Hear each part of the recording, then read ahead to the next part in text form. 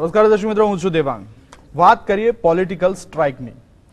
લોકસભાની ચૂંટણી નજીક આવી રહી છે ત્યારે નેતાઓનો પક્ષપલટો કરવાનો સિલસિલો વધી રહ્યો છે। પાટીદાર નેતા હાર્દિક પટેલ કોંગ્રેસમાં જોડાવાની જાહેરાત કરે તે પહેલા ગુજરાત કોંગ્રેસ પર ભાજપ પોલિટિકલ સ્ટ્રાઇક કરી તેના ધારાસભ્યોને તોડી ભાજપમાં સામેલ કરે તેવી શક્યતા છે। તો કોંગ્રેસના 2-3 ધારાસભ્ય છેલ્લા કેટલાક દિવસથી ભાજપના વરિષ્ઠ નેતાઓના સંપર્કમાં છે। તેમને રાજીનામા આપવા માટે સમજાવવામાં આવી રહ્યા છે। ચર્ચા તો એવી છે કે અલ્પેશ ઠાકોર સહિત ભાજપના આવનારા ધારાસભ્યોને લાલ જાજમ પાથરી આવકારવામાં આવશે અને શિરપાવ તરીકે પ્રધાન પદુ પણ ભેટમાં અપાશે। અલ્પેશ ઉપરાંત ચંદનજી ઠાકોર, પરસોત્તમ સાબરિયા, સોમા ગાંડા, લલિત વસોયા, કિરીટ પટેલના નામ ચર્ચામાં છે। જો ભાજપ લલિત વસોયાને કોંગ્રેસમાંથી રાજીનામું આપે તો હાર્દિક પટેલ અને કોંગ્રેસને મોટો ફટકો પડી શકે છે। આ રાજકીય અટકળોને કારણે મંત્રીમંડળ વિસ્તરણની પણ ચર્ચા તેજ થઈ છે। જો કે હાલ તો સીએમ વિજય રૂપાણી આવા અહેવાલને ખોટા ગણાવી રહ્યા છે।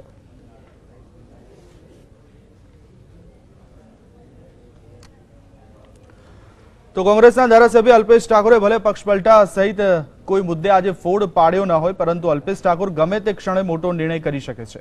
અલ્પેશ ઠાકોરે ક્ષત્રિય ઠાકોર સેનાની તાત્કાલિક બેઠક બોલાવી છે। ઠાકોર સેનાના પ્રદેશ અને જિલ્લાના આગેવાનો બેઠકમાં હાજર રહ્યા છે ત્યારે અલ્પેશ ઠાકોરની ઠાકોર સેના સાથે બંધ બારણે મીટિંગ શરૂ થઈ ગઈ છે। આવતીકાલ સુધીમાં અલ્પેશ ઠાકોર મોટો નિર્ણય લઈ શકે છે।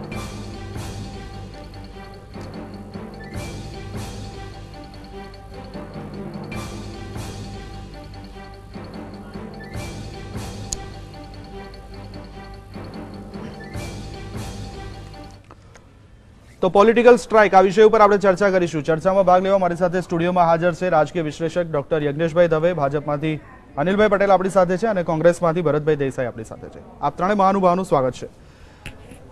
સૌથી પહેલા અનિલભાઈ આપની પાસે આવવા માંગીશ, કારણ કે જે રીતના ભાજપમાં આવવાની વાતો થઈ રહી છે કોંગ્રેસના સભ્યોની, તે જોતા હવે લોકસભાની ચૂંટણી નજીક આવી રહી છે। દરેક પક્ષો 26 લોકસભા બેઠક હાંસલ કરવાની ક્યાંક તૈયારીઓ કરી રહ્યા છે। શું કહેશો આજે ચૂંટણી પહેલા જે પક્ષાંતર, જે પક્ષ પલટો કરી રહ્યા છે તે મામલે? નહીં, સામાન્ય રીતે સ્વાભાવિક છે કે ભારતીય જનતા પાર્ટી પાસે 26 સીટો ગુજરાતમાં છે, એટલે પૂરેપૂરી 26 જાળવવા પ્રયત્ન કરે અને એ ભારતીય જનતા પાર્ટી પોતાના સંગઠનના નેટવર્ક અને રાજ્ય સરકારની અને નરેન્દ્રભાઈ મોદી સરકારની જે કામગીરી છે એના આધાર પર એ 26 સીટો પ્રાપ્ત કરવાના છે। કુલ મળીને આપણો એક સામાન્ય અનુભવ છે અને આપણું ઓબ્ઝર્વેશન પણ છે કે જ્યારે પણ ચૂંટણીઓ આવતી હોય છે ત્યારે ઘણા બધા લોકો પોતપોતાનો પક્ષ છોડીને અન્ય પક્ષમાં જોડાય અથવા અપક્ષ થાય અથવા કોઈ ત્રીજો પક્ષ કે મોરચો બનાવતા હોય અને એ પ્રકારે પોતપોતાની વ્યક્તિગત આકાંક્ષા, અપેક્ષાઓના આધારે આ બધું સ્વાભાવિક છે અને રાજનીતિમાં આ બનતું આવ્યું છે। એટલે પરંતુ ભારતીય જનતા પાર્ટીની પોતાની સેલ્ફ તાકાત જ એટલી છે કે એ પોતાની અંદરૂની તાકાત, જેને સંગઠનનું એક નેટવર્ક, સંગઠનના સતત 5 વર્ષ ચાલતા કાર્યક્રમો અને રાજ્ય સરકાર, કેન્દ્ર સરકારની લોક કલ્યાણની યોજનાઓ અને લોક કલ્યાણના જે લાભાર્થીઓ છે એ લાભાર્થીઓના જે પ્રેમ ભારતીય જનતા પાર્ટીએ મેળવ્યો છે એ પ્રેમના આધારે અમને સંપૂર્ણ વિશ્વાસ છે કે ભારતીય જનતા પાર્ટી આજની સ્થિતિમાં પણ જો ચૂંટણી થાય તો લોકસભાની 26 સીટો જીતશે। પણ આપના જે સિનિયર નેતાઓ, પાર્ટીના સિનિયર નેતાઓ એવું કહી રહ્યા છે કે જેને આવવું હોય એને મોસ્ટ વેલકમ, પાર્ટીના દરવાજા ખુલ્લા છે। દેવાંગભાઈ, જો સ્વાભાવિક છે કે ભારતીય જનતા પાર્ટીની રીતિનીતિ સાથે જે સંગત હોય અને ભારતીય જનતા પાર્ટીની જે આઈડિયોલોજી છે, પંડિત દીનદયાલજીની આઈડિયોલોજી, જેના આધાર પર ભારતીય જનતા પાર્ટીની સ્થાપના થઈ હતી અને કામ કરી રહી છે, એ આઈડિયોલોજીનો સ્વીકાર કરીને જે ભારતીય જનતા પાર્ટીના એક અદના સેવક તરીકે, એક પાયાના કાર્યકર્તા તરીકે જે લોકો જોડાય છે એ લોકો ભારતીય જનતા પાર્ટીમાં કામ કરતા કરતા આગળ વધતા જાય છે। એટલે ભારતીય જનતા પાર્ટીના દ્વાર ખુલ્લા છે। પરંતુ આજે જ જે અમારા પ્રદેશ પ્રમુખ શ્રીનું જે સ્ટેટમેન્ટ મેં જોયું હમણાં કે હજુ સુધી જે સ્પેક્યુલેશનો ચાલે છે આવી કોઈની સાથે સંપર્ક થયો નથી। જી બિલકુલ। ભરતભાઈ, શું કહેશો કે કોંગ્રેસમાંથી ભાજપમાં જોડાવાની અટકળો કોંગ્રેસમાં વધારે છે, કારણ કે સંખ્યા વધારે છે। અલ્પેશ ઠાકોરનું નામ ચર્ચાઈ રહ્યું છે, લલિત વસોયાનું નામ ચર્ચાઈ રહ્યું છે, ધવલસિંહ ઝાલા છે, પરસોત્તમ સાબરિયા, સોમા ગાંડા, કિરીટ પટેલ અને ઇવન ભરતસિંહ સોલંકી પણ ક્યાંક પક્ષ છોડવાની વાતો કરી રહ્યા છે। ભરતસિંહ સોલંકી એટલે બીજા બેચરાજીના ધારાસભ્ય છે। ભરતસિંહ સોલંકી પ્રદેશ પ્રમુખ હતા, અલગ છે। બીજી વસ્તુ કે જ્યારે નેતાગીરી, ઉપલી નેતાગીરી, રાષ્ટ્રીય નેતાગીરી જ્યારે નિષ્ફળ હોય ને દેવાંગભાઈ, ત્યારે તમારે બીજા પક્ષના જે આગેવાનો એમનો તમારે સહારો લેવો પડે. તમારે સૌરાષ્ટ્રમાં કોળી મતો અંકે કરવા માટે તમારે કુંવરજીભાઈ બાવળિયાને લઈ જવા પડે, ઊંઝામાં પાટીદારોને રીઝવવા તમારે આશાબેનને લઈ જવા પડે, હવે ઠાકોરોને રીઝવવા આ જે મીડિયામાં ચાલી રહ્યું છે, જે કોઈ હજુ એમાં કોઈ વાત એવી કોઈ પુષ્ટિ કોઈ વાતની થઈ નથી. પરંતુ જ્યારે તમે ઉધારની ઇમારતથી તમારી ઉધારના નેતાઓથી તમારું ઇમારતનું નિર્માણ કરવા જાઓ ત્યારે નિર્માણ ગમે ત્યારે ભૂકંપની જેમ એ બિલ્ડિંગ પડી જતું હોય છે. એટલે ભારતીય જનતા પાર્ટીની સરકાર જે 99 સીટો સાથે આઈસીયુમાં આવી હતી 2017માં, એ ત્યારબાદ એમની સીટો ગેન કેન પ્રકારે કઈ રીતે વધારવી, કઈ રીતે આબરૂ ઊંચી કરવી, એની એ લોકો એક્સરસાઇઝ કરી રહ્યા છે. બીજું, એમની રાષ્ટ્રીય નેતાગીરી લગભગ દરેક નીતિઓમાં નિષ્ફળ ગઈ છે. એ ચાહે 15 લાખ રૂપિયાની વાત હોય, આવક ખેડૂતોની બમણી કરવાની વાત હોય, રોજગારીમાં તો એમણે રેકોર્ડ બનાવી દીધો. 45 વર્ષમાં આટલી મોટી બેરોજગારી તો ક્યારેય નથી. અને આજે એક રિપોર્ટ આવ્યો છે 7.1% બેરોજગારી છેલ્લા 2.5 વર્ષમાં નવી ઊભી થઈ છે. એટલે કદાચ ઇતિહાસમાં લગભગ અત્યારે જે આખા વિશ્વની અંદર જે પ્રમાણે તેજી ચાલી રહી છે, ભારત એક જ દેશ છે જે આટલી આર્થિક મંદી ચાલી રહી છે. કારણ કે આપણી જોડે વિદ્વાન સરકાર, વિદ્વાનોની સરકાર છે, વિદ્વાન ઇકોનોમિસ્ટ છે, જે ફાઇનાન્સ મિનિસ્ટર છે, વિદ્વાન આપણા પ્રધાનમંત્રી છે. એટલે જીએસટી ડિમોનિટાઇઝેશન જે ડિઝાસ્ટર તરીકે બહાર આવ્યા છે ભારત દેશની અર્થતંત્રમાં, એનું કમર તોડી નાખી ભારત દેશના અર્થતંત્રની. ત્યારે કોંગ્રેસના કુંવરજીભાઈ બાવળિયા હોય કે આશાબેન હોય કે જે પણ કોઈ નેતા હોય, જે તમે હમણાં લાંબુ લિસ્ટ ગણાવ્યું, એમના સિવાય ભારતીય જનતા પાર્ટીનો ઉદ્ધાર નથી. ભારતીય જનતા પાર્ટીના નેતા ઉપર પ્રજાને વિશ્વાસ નથી. 2017 એટલે આજથી લગભગ 1.5 વર્ષ પહેલા જે ઇલેક્શન થયું છે, એ ઇલેક્શનમાં જે જનાદેશ આપ્યો છે, એને તમે જનાદેશને ગોળી મારીને તમે નેતાઓને લઈ જાઓ છો. જે જનાદેશ, જે જનતાએ પ્રેમ આપ્યો છે કોંગ્રેસ પાર્ટીને, એને તમે બિલકુલ પૂછી રહી છે કે જે નેતાઓને તેમને વોટ આપ્યા હતા એ નેતાઓ પક્ષ પલટો કરીને બીજા પક્ષમાં જતા રહે છે. આમાં ક્યાંક કોંગ્રેસની છાપ નબળી પડી રહી છે. કોંગ્રેસ સાચવી નથી શકતું પોતાના નેતાઓ. કોંગ્રેસે કુંવરજીભાઈ બાવળિયા અને દેવાંગભાઈ, હું ગણાઈશ તો લગભગ 15 મિનિટ જશે, એટલી બધી એમને હોદ્દાઓ આપ્યા હતા, એમના પરિવારને ટિકિટો આપી હતી, એમને સૌરાષ્ટ્ર ઝોનના પ્રમુખ બનાવ્યા હતા, મેમ્બરો પાર્લામેન્ટ બનાવ્યા હતા, 5 વાર ધારાસભ્ય બનાવ્યા હતા, એક કમિટીના ચેરમેન બનાવ્યા હતા. એટલે કોંગ્રેસે જે આપવાનું હતું એ બધું જ કોંગ્રેસે આપ્યું. જો બીજી વાત કરવામાં આવે તો સુંદરસિંહ ચૌહાણને તમે ભાજપમાંથી લીધા, કોંગ્રેસમાં 48 કલાક પણ ન સાચવી શક્યા. એ બધા આવાગમનના બનાવો દેવાંગભાઈ રહેવાના. ઇલેક્શનનું વાતાવરણ હોય ત્યારે આમાં કોઈ નવાઈ નથી. ના તો સદીઓથી ચાલતા આવે છે ને હજુ સદીઓ સુધી ચાલવાના છે. આમાં કોઈ જ્યાં સુધી માનવ સ્વભાવમાં લાલચ, લોભ, લાલસા અને ધાક ધમકીની બીક નહીં રહે ત્યાં સુધી આ ધારાધોરણ ચાલવાના. અને ભારતીય જનતા પાર્ટી કે જે ભ્રષ્ટ જુમલા પાર્ટી તરીકે પણ અત્યારે ઓળખાય છે, નવો એનો જે અત્યારે લોકો જે વાત કરે છે ભ્રષ્ટ જુમલા પાર્ટી, એટલે આ ભ્રષ્ટ જુમલા પાર્ટી કંઈ પણ કરી શકે છે. ઇલેક્શન છે એટલે 2019માં એમની, કારણ કે એમની પાસે દેવાંગભાઈ નેતાઓ નથી. સૌરાષ્ટ્રમાં એમની પાસે એવો કોઈ ચહેરો નથી કે એમને વોટ લઈ આપે. ઉત્તર ગુજરાતમાં એમની પાસે એવો કોઈ ચહેરો નથી જે એમને વોટ ખેંચી શકે. એટલે કોંગ્રેસ ઉપર એમનો દારોમદાર બધો. કોંગ્રેસ પાસે જો ચહેરા હોય તો કોંગ્રેસને સાચવવાની જવાબદારી છે અને કોંગ્રેસ પણ પોલિટિકલ સ્ટ્રાઇક કરી શકે ચૂંટણી ટાણે. એમાં ખોટું શું છે ભરતભાઈ? કોંગ્રેસ અને તમે આ કરી રહ્યા છો કારણ કે નારણભાઈ સાથે પણ વાત ચાલી રહી છે તમારી. કોંગ્રેસ પાસે કોઈ 25 વર્ષથી દેવાંગભાઈ સત્તા નથી. એટલે સ્વાભાવિક રીતે જે કુંવરજીભાઈ બાનું બનાવીને નીકળ્યા હતા કે ભાઈ મારી પાસે સત્તા નથી એટલે હું સામાન્ય માણસનો ઉદ્ધાર નથી કરી શકતો, એટલે અલગ અલગ બહાના નીચે લોકો જઈ રહ્યા છે. અમે માનીએ છીએ જઈ રહ્યા છે. લોભ, લાલચ, સત્તા અને ધાક ધમકી. જ્યાં સુધી મેં હમણાં જ કહ્યું કે આનો જ્યાં સુધી જે નહીં અટકે ત્યાં સુધી એક પાર્ટીમાંથી બીજી પાર્ટીમાં જવાની આવાગમનની પ્રક્રિયા ચાલવાની છે. ઇલેક્શન ટાણે તો આ પ્રક્રિયાઓ ચાલવાની છે. અને કોંગ્રેસ પક્ષનો સવાલ હોય, અલ્પેશ ઠાકોરને પણ રાધનપુરની ટિકિટ આપી ધારાસભ્ય બનાવ્યા છે અને લોકસભાની હમણાં જે પણ કમિટીઓ નિમણાઈ લગભગ દરેક કમિટીમાં અલ્પેશ ઠાકોરનું નામ છે. એટલે કોંગ્રેસ પાર્ટી તો આપે જ છે.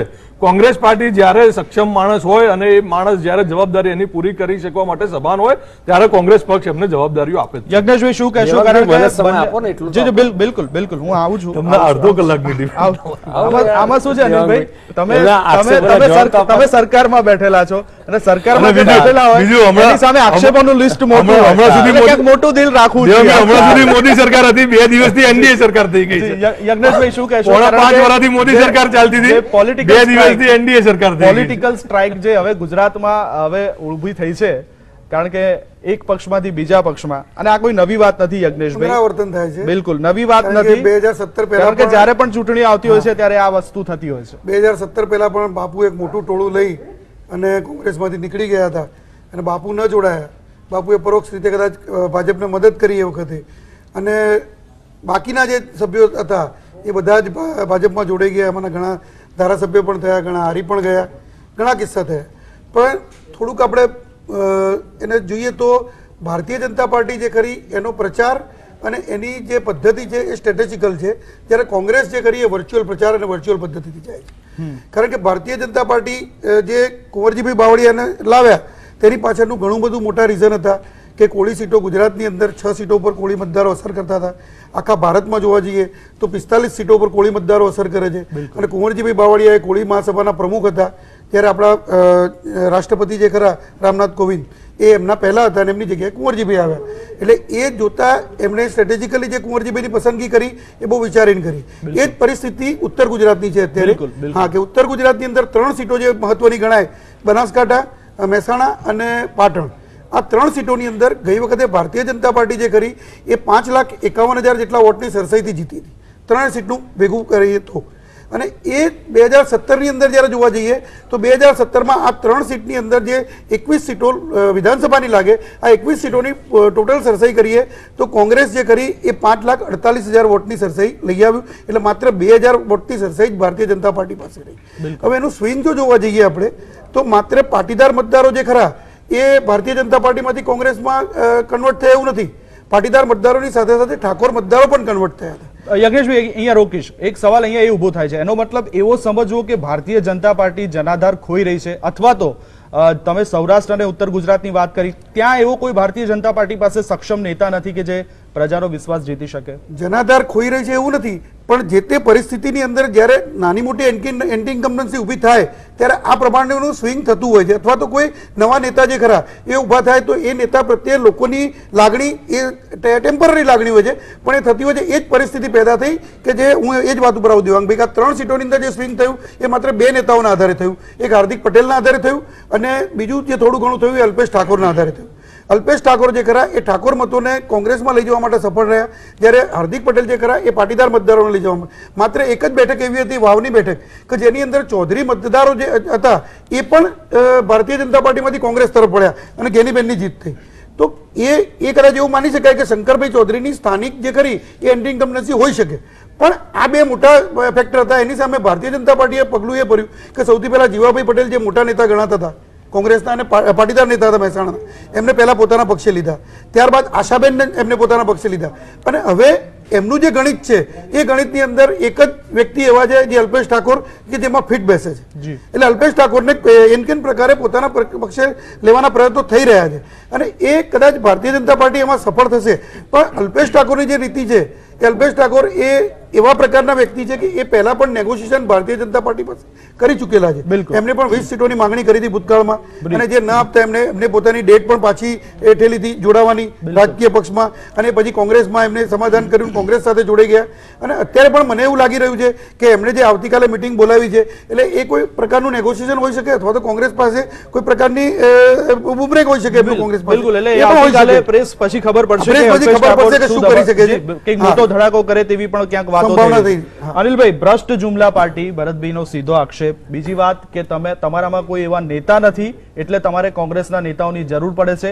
જો કે આ વાત તો ઘણી બધી વખત કોંગ્રેસ કહેતું આવે છે, પણ જે રીતના ભાજપમાંથી પણ કોંગ્રેસમાં જવાની વાતો ચાલી રહી છે, નારણ કાકાની જો વાત હોય તો નારણ કાકા ના પાડી રહ્યા છે, એમ તો કોંગ્રેસના સભ્યો પણ ના પાડી રહ્યા છે, અને છેલ્લે શું થાય છે આપણને બધાને ખબર છે.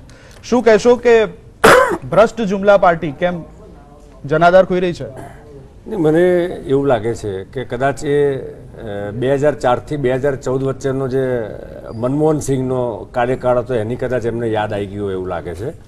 અને જે રીતે એમણે કીધું કે ભારતીય જનતા પાર્ટી પાસે નેતાઓ નથી, મને લાગે છે કે ભારતીય જનતા પાર્ટી પાસે કાર્યકર્તાઓ છે અને એ પ્રજાની સેવામાં લાગેલા કાર્યકર્તાઓ છે. અમારા ત્યાં વડાપ્રધાન પણ એક કાર્યકર્તા, એ પ્રાથમિક કાર્યકર્તા છે, જ્યારે કોંગ્રેસમાં તો એકમાત્ર નેતા છે, કારણ કે એક પરિવાર આધારિત પાર્ટી છે. જો દેવાંગભાઈ, કોંગ્રેસ એ એક કોભાઈ ગયેલું એક જમાનાનું વટવૃક્ષ છે અત્યારે, અને એટલા જ માટે એના ઉપરથી ફૂલ પાન ને ફળ ખરી પડવા માંડ્યા છે. કોંગ્રેસ પોતાના ભારથી જ ખરી પડતી જાય છે. અને એ આજની વાત નથી, 2019ની કે 17ની કે 14ની કે 9ની વાત નથી. તમે જુઓ કે દેશના ઇતિહાસમાં પણ કોંગ્રેસનું વિભાજન ઇન્દિરા ગાંધીના સમયથી જ થવાનું ચાલુ થયું. જ્યારે ચૂંટણી આવતા અને બીજું ઐતિહાસિક રીતે મમતા બેનર્જી પણ કોંગ્રેસમાંથી છૂટા પડેલા છે. આ પી ચિદમ્બરમ જે કોંગ્રેસમાંથી છૂટા પડ્યા હતા, અલગ અલગ પક્ષ બનાવ્યો હતો, ફરી પાછું કાઠું ના ખાયું એટલે પાછા જોડાઈ ગયા સંઘમાં. શરદ પવાર, ટૂંકમાં કુલ મળીને કોંગ્રેસ પોતે પોતાના ભારથી તૂટતી પાર્ટી છે. પછી એમણે આર્થિક બાબતોની વાત કરી. મારે એમને યાદ કરાવવું છે કે વિશ્વના કહેવાતા પ્રખ્યાત અર્થશાસ્ત્રી મનમોહનસિંહજી હતા, પરંતુ વહીવટ તો રાહુલ ગાંધી કરતા હતા.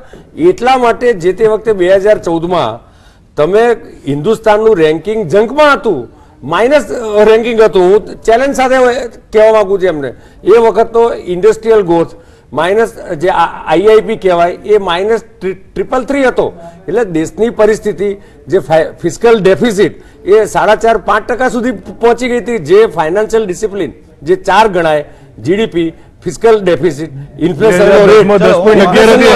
એટલે 10.11 હતો જીડીપી 2010 અત્યારે તમે અત્યારે કઈ રીતે ગણો છો એ બી આપના સમય બોલજો. તમે દર્શકો જણાવો કે તમે જીડીપી કઈ રીતે ગણો છો. વચ્ચે બોલત ના મજા આવે. દિવ્યાંગભાઈ, મૂળ વાત એ છે, ભરતભાઈને તો સજ્જન માણું છે, વચ્ચે ભાગ્યે જ બોલે છે. આજે કેમ બોલવા માટે મને આશ્ચર્ય થાય. પરંતુ મારે જે યજ્ઞેશભાઈએ જે પોલિટિકલ એનાલિસિસ કર્યું એના સંદર્ભમાં મારે 2 વસ્તુ કહેવી છે. જો આમાં દરેક ચૂંટણીના પ્રજ્ઞેશભાઈ પોતે પોલિટિકલ એનાલિસ્ટ છે, સેફોલોજીસ્ટ છે, 100% સાચી વાત. પરંતુ મારી એ વાત સાથે સંમત થશે કે દરેક ચૂંટણીના જુદા જુદા પરિબળો હોય છે. પ્રજ્ઞેશભાઈ, હું તમને દાખલો આપું કે 2009માં ગુજરાતમાં જ્યારે કોંગ્રેસની સીટો પ્રમાણમાં સારી આવી, ભાજપ કરતાં ઓછી હતી. એ વખતે જ્યારે 2012માં વિધાનસભાની ચૂંટણી આવી ત્યારે કોંગ્રેસે ગણિત મૂક્યું કે 2009ની સ્થિતિએ કોંગ્રેસ 109 સીટ પર પ્લસ છે વિધાનસભાની સીટ પર, એટલે તો અમે સત્તામાં આવવાના છે. 2012ની સ્થિતિ જુદી થઈ. 2012 પછી 2014નું લોકસભાનું આવ્યું ઇલેક્શન, તો 2014ના લોકસભાના ચૂંટણી સમયના પરિબળો જુદા હતા. જેમ 12ના જુદા હતા એમ 14ના જુદા હતા. કેન્ડિડેટ જે તે સમયની બિલકુલ. એટલે અનિલભાઈ, વિધાનસભા કે લોકસભાની ચૂંટણીના જે પરિબળો હોય છે લાંબી નથી હોતી, એ જુદા જુદા હોય છે. 2014 પછી લોકમાનસ ઉપર કયો મુદ્દો કઈ ચૂંટણીમાં કેવો કામ કરે છે એ પણ એક મુખ્ય પરિબળ છે. એટલે એ જ કહું છું કે 2012 પછી 14માં જે જબરજસ્ત સ્વિંગ આવ્યું, માની લો કે એ વખતે મોદી સાહેબ કરિશ્માના લહેર એને માનીએ, કોંગ્રેસ તો માનતી જ નથી, હવે માનતી થઈ કે તો લહેર હતી. તો 2019ની સ્થિતિમાં આજ મોદી સાહેબની આખા દેશમાં કામગીરી, જે પોઝિટિવ કામગીરી ગુજરાતમાં થઈ હતી એ પ્રકારની આખા દેશમાં થઈ, તો એમના લોક કલ્યાણના કાર્યક્રમો, એમની કામગીરી, એની અનુભૂતિ આખા દેશના લોકોને થઈ છે. અને એટલા જ માટે 2019 લોકોના મનમાં એક સવાલ એ પણ ઉઠી રહ્યો છે કે કોંગ્રેસના નેતાઓની તમે જે આયાત કરો છો એમની માટે લાલ જાજમ કેમ પાથરો છો? તમારામાં એવું કોઈ સબળ નેતૃત્વ નથી? દેવાંગભાઈ, મેં પહેલા જ કીધું કે એમાં લાલ જાજમ જે માણસ, જે વ્યક્તિ, એકલા કોંગ્રેસ નહીં, જાહેર જીવનમાં કામ કરતા નોન પોલિટિકલ લોકો પણ ભારતીય જનતા પાર્ટીમાં જોડાય છે. પણ વર્ષોથી તમારા જે કાર્યકરો હોય છે એમને તમારે ઉપર આગળ સ્થાન આપવાની જગ્યાએ તમે કોંગ્રેસમાંથી આયાત કરેલા નેતાને 12 કલાકની અંદર જ કોઈ પ્રધાન પદ સોંપી દેતા હોય તો ક્યાંક પાર્ટી, તમારી પાર્ટીમાં પણ ક્યાંક રોષ તો છે, પણ લેડર બેઝ પાર્ટી છે એટલે બહાર નથી આવતું. આપનું કહું તમને કે ભારતીય જનતા પાર્ટીનો કાર્યકર્તા એ પક્ષને વરેલો કાર્યકર્તા છે. અમારા માટે વ્યક્તિથી બડા દલ, દલથી બડા દેશ, આ સિદ્ધાંત પર અમે કામ કરીએ છીએ. કોઈને પદ મળ્યું ન મળ્યું, ભારતીય જનતા પાર્ટીમાં આજે 11 કરોડ પ્રાથમિક સભ્યો છે સાહેબ. પણ અનિલભાઈ, તમે પદની લાલચ આપીને આયાત તો કરો છો ને? પદની લાલચ આપીને આયાત તો કરો, લાલચ આપીને ભારતીય જનતા પાર્ટીમાં જે કામ કરે છે અને જે પ્રજાલક્ષી કામ કરે, સેવાકીય કાર્ય કરે છે, એમને યથાયોગ્ય જે તે વખતે પદ કુદરત આપતું હોય છે. ભાજપમાં એક સમૂહ તરીકે, એક ટીમ તરીકે લોકો કામ કરતા હોય. એટલે ભારતીય જનતા પાર્ટીને પોતાની શક્તિ વધારવા માટે કોઈ પદની લાલચ આપીને, અને કોંગ્રેસની એવી કેવી સ્થિતિ છે કે કોંગ્રેસ છોડીને લોકો જતા રહે છે, તો આખો કોંગ્રેસ અનેક પરિવાર સત્તાના લાલચના કારણે જ એ લોકો. એવી તો શું સ્થિતિ છે કે કોંગ્રેસ છોડીને લોકો બીજેપીમાં આવે છે? કોવાઈ ગયેલું વૃક્ષ છે અને હવે પાંદડા અને ફળો ખરી પડે છે. ભાઈ, સ્વાભાવિક રીતે જ્યાં સત્તા હોય ત્યાં લોકો જતા હોય છે. એટલે મેં હમણાં કહ્યું એમ ધાક ધમકી, લોભ, લાલચ, આ બધું એના મૂળ કોંગ્રેસના નેતાઓ, કોંગ્રેસના કાર્યકરો સત્તા પ્રિય છે. હું લાલચુ શબ્દ નહીં વાપરું, પણ સત્તા પ્રિય છે.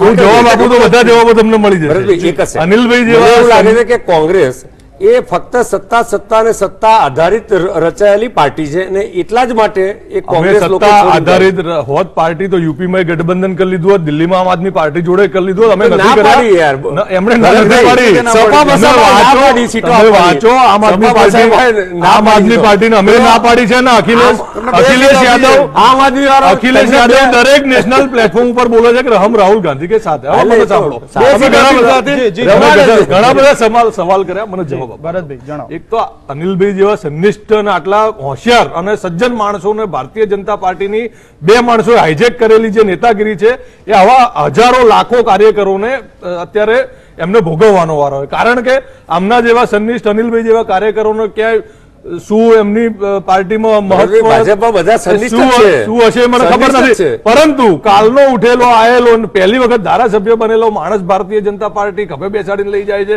એને એપીએમસી ની ચેરમેન જે બી કોઈ વિધિ છે એ ચાલી રહી છે અત્યારે ઊંઝાની, કુંવરજીભાઈ જેવાને લઈ જઈને સીધું જ એમને પ્રધાન પદ આપી દે છે. હજુ તો બાય ઇલેક્શન પછી આવે ને લડે પછી જીતે પછી તો જોયું જશે, પણ લઈને પહેલા જ પ્રધાન પદ આપી દો એટલે ઇલેક્શન જીતી જાય. એટલે લાલચ રહે કે ભાઈ ઇલેક્શન જીતવા માટે આ એક લાલચ આપી, ત્યાંના લોકોને એક લાલચ રહે કે ભાઈ અમારો માણસ પ્રધાન છે એટલે એને વોટ આપો.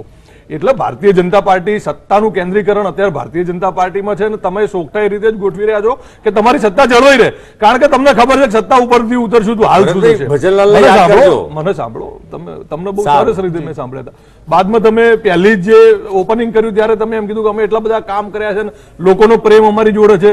તો સફાઈ કામદારો રસ્તા ઉપર છે, આંગણવાડી વાળા રસ્તા ઉપર હતા, એસટી ના ડ્રાઈવરો રસ્તા ઉપર હતા, શિક્ષકો રસ્તા ઉપર હતા, ગાંધીનગરથી 40 કિલોમીટર દૂર સાણંદમાં પાણીની તકલીફો છે, તમે ટાટા નેનો બધા તો પાણી આપી દો છો, જ્યાં 33,000 કરોડ આપી દીધા, 12,000 એકર જગ્યા. કારણ કે જ્યારે પણ ઇલેક્શન આવતું હોય છે ત્યારે આવી સંસ્થાના કર્મચારીઓ એ હડતાલની સિઝન ચાલુ થઈ જતી હોય છે.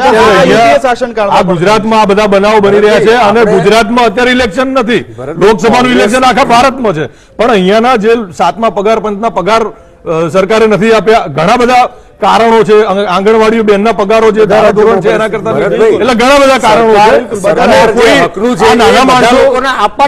નાના માણસો જે હોય ઇલેક્શન જોઈને કશું નથી કરતા, એમને જયારે તકલીફ હોય ત્યારે જ બહાર નીકળતા હોય. કોંગ્રેસ હંમેશા આવા પરોક્ષ અને બીજું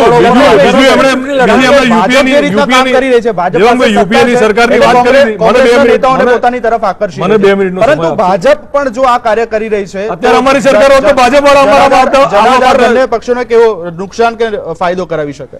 દેવાંગભાઈ અમારી સરકાર હોત તો અત્યારે બધા અમારામાં આવા ઉપર નીચે થતા હોત. એટલે આ તો સત્તા હોય ત્યાં માણસો, કારણ કે હવે પ્રજા પણ જાગૃત થઈ છે અને પ્રજા પણ હવે સવાલો પૂછી રહી છે. પ્રજા જાગૃત થઈ છે, સવાલો પૂછી રહી છે, એ વાત બી બરોબર છે. ભારતીય જનતા પાર્ટીની અત્યારે સરકાર છે અને ભારતીય જનતા પાર્ટી સરકાર ટકાવી રાખવાનો પ્રયત્ન પણ કરે છે. કારણ કે 2019ની અંદર જો ભારતીય જનતા પાર્ટીની સરકાર ન આવે તો સાહેબ અહીંયા આવીને જે બોલી ગયા છે કે 2019માં પણ હું જ છું, તો એ બી પરિસ્થિતિ ખરાબ થાય. પણ એ ન થાય એના માટેની કાળજી દરેક જગ્યાએ લેવાય છે. જેવી રીતે અહીંયા આજે જે વાતથી પણ ક્યાંક ને ક્યાંક દેવાંગભાઈ એવું લાગે છે કે ભારતીય જનતા પાર્ટી આ પિક્ચરમાં ન પણ હોઈ શકે, કારણ કે અલ્પેશ ઠાકોરે પાટણમાંથી કોંગ્રેસમાંથી ટિકિટ માંગેલી હતી લોકસભાની. પણ જ્યારે ગઈકાલે આપણે ખ્યાલ હશે કોંગ્રેસની બે-બેની પેનલ નક્કી થઈ, એમાં અલ્પેશ ઠાકોરનું નામ ન આવ્યું. ત્યારે અલ્પેશ ઠાકોરે વાત કરી ત્યારે એમને એવું જાણવા મળ્યું કે જે અત્યારે ચાલુ ધારાસભ્યો છે, કોંગ્રેસે એક એવી પોલિસી બનાવી છે કે ચાલુ ધારાસભ્યોને ટિકિટ નહીં આપવી બિલકુલ લોકસભાની. એટલે એમાં તમે ફિટ નથી બેસતા એટલે તમારી કપાઈ. અને ક્યાંક ને ક્યાંક એવું પણ જાણવા મળ્યું કે અલ્પેશ ઠાકોરે એવી રજૂઆત કરી કે હું નહીં તો મારા વાઇફને ત્યાંથી ટિકિટ આપો, તો પણ કોંગ્રેસમાંથી ના પાડવામાં આવી એવું જાણવા મળ્યું. તો કદાચ આ ભારતીય જનતા પાર્ટીમાં જોડાય છે એવું કહી અને કોંગ્રેસ ઉપર આડકતરી રીતે દબાણ લાવવાનો પણ પ્રયત્ન હોઈ શકે. એવું નથી કે માત્ર ને માત્ર ભારતીય જનતા પાર્ટીનો આમાં સ્વાર્થ હોય. કારણ કે જીતુભાઈએ જે શબ્દ વાપર્યા કે અમને કશી જાણ કરવામાં આવેલી નથી. હવે ભારતીય જનતા પાર્ટીના એક જ એવા વ્યક્તિ છે જીતુભાઈ અને નીતિનભાઈ કે જ્યારે બી આપણે કહીએ ત્યારે દરેક વખતે એમના સ્ટેટમેન્ટમાં ક્યાંક ને ક્યાંક સત્ય જણાઈ આવતું હોય છે. અને એટલું એમનામાં રાજકારણ ઓછું છે એવું કદાચ કહી શકાય. પીઠ છે પણ રાજકારણ ઓછું છે, કારણ કે એકના સ્ટેટમેન્ટ 3 સ્ટેટમેન્ટ હોય તેમાંથી એક જ સ્ટેટમેન્ટમાં સત્યતા દેખાઈ આવે છે. તો જીતુભાઈએ પણ એવું કહ્યું. સાથે સાથે અનિલભાઈની એક વાત સાથે હું સંમત નથી કે અનિલભાઈએ જેમ કીધું કે ભારતીય જનતા પાર્ટીની શીર્ષક નેતાગીરી જે ખરી, જે ભૂતકાળમાં મોટા નેતાઓ થઈ ગયા, એમના જે ખરા એમને અનુસરી અને એમના વિચારોથી ચાલતી પાર્ટી છે અને એમના વિચારોને જે અનુસરતું હોય એને ભારતીય જનતા પાર્ટીમાં આગમન છે. તો નહીં, જીતુભાઈએ આજે જે સ્ટેટમેન્ટ આપ્યું કે વડાપ્રધાન નરેન્દ્ર મોદીની વિચારસરણી ધરાવતા લોકો જે હોય એ ભારતીય જનતા પાર્ટીમાં જોડાય, તે લોકોનું અમે સ્વાગત કરીએ છીએ. છેલ્લી 1 મિનિટ છે, હું અનિલભાઈની પ્રતિક્રિયા લઈ લઉં. કોંગ્રેસ મુક્ત ભારતની વાત કરતું હતું, પરંતુ હવે તો કોંગ્રેસ યુક્ત ભાજપ થઈ રહ્યું છે, આ લોકો પૂછી રહ્યા છે, શું કહેશો? કોંગ્રેસ મુક્ત ભારત એટલે મૂળ એક મિનિટમાં કહું તો કોંગ્રેસની જે નકારાત્મક આઈડિયોલોજી છે જી. એના મુક્ત ભારત, મૂળ તો ભારતનું 130 કરોડ જનમાનસ છે, એ ચોક્કસ એ દેશ પ્રેમ સાથેની જે આઈડિયોલોજી છે, ગરીબ માણસની સેવાની આઈડિયોલોજી, એને વળગીને કામ કરે, એ ભારતીય જનતા પાર્ટીમાં આવકાર્ય છે. એટલે અમારું જે નરેન્દ્રભાઈની જે વાત હતી કોંગ્રેસ મુક્ત ભારત, એટલે એમાં એક ગરીબ છેવાડાના માનવીની સેવાની વાત છે, જે પંડિત દીનદયાલજીની, આજે નરેન્દ્રભાઈની આઈડિયોલોજી બિલકુલ, એટલે દીનદયાલજીની આઈડિયોલોજી એક જ છે. તમારામાં આવે એટલે તમારી આઈડિયોલોજી પ્રમાણે એ જે તે એ પ્રમાણે કામ કરવું પડે. બિલકુલ બિલકુલ. તો પોલિટિકલ સ્ટ્રાઇક આ વિષય ઉપર ચર્ચા જો કરવા ભારતીય માટે જનતા પાર્ટી અનિલભાઈ અને યજ્ઞેશભાઈ, એક મને 10 સેકન્ડનો સમય આપજો. તો દર્શક મિત્રો, ચર્ચામાં અત્યારે બસ આટલું જ. વધુ સમાચાર અને અપડેટ માટે આપ જોતા રહો GS TV. નમસ્કાર.